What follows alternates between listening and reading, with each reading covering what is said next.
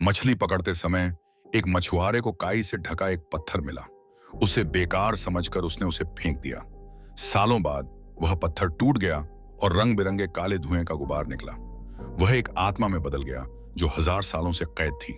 संयोग से एक लड़की ने उसे बचा लिया। आत्मा ने कहा, अगर तुम 3 इच्छाएं करोगी तो तुम्हारी इच्छाएं पूरी होंगी और आत्मा मुक्त हो जाएगी। लड़की की पहली इच्छा राजकुमार से प्यार करने और उसकी पत्नी बनने की थी। जैसी कि उम्मीद थी, राजकुमार को पहली नजर में ही उससे प्यार हो गया और वह उसकी सबसे पसंदीदा उपपत्नी बन गई। दूसरी इच्छा राजकुमार के बच्चे को जन्म देने की थी।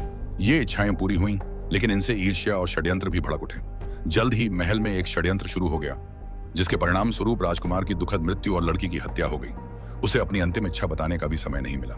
आत्मा को फिर से एक बोतल में बंद कर दिया गया। 1000 साल बाद वह बोतल किसी और महिला के हाथ लग गई, लेकिन इस बार मामला अलग था। उसने कोई इच्छा करने की जल्दी नहीं की, बल्कि उसने ज्ञान और आजादी की याचना की।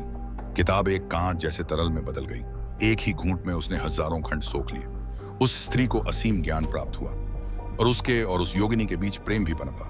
हालांकि जब उसकी अंतिम इच्छा पूरी हुई तो उस योगिनी को डर लगा कि वह हमेशा के लिए गायब हो जाएगी। दुविधा में पड़ी उस स्त्री ने सब कुछ भूलकर इस प्रेम को एक सपना मानने का फैसला किया। योगिनी एक बार फिर बोतल में फंस गई। हजारों साल बाद एक अकेली स्त्री ने बोतल खोली। इस रहस्यमयी प्राणी का सामना करते हुए उसे कोई लालच नहीं, सिर्फ ईमानदारी का एहसास हुआ। अंत में उसने एक इच्छा की, मैं तुमसे प्रेम करूं। 3000 सालों में यह पहली बार था जब उस योगिनी ने अपनी इच्छा सुनी थी। वे गले मिले और रोए। उनके प्रेम ने आखिरकार भाग्य के अभिशाप को तोड़ दिया।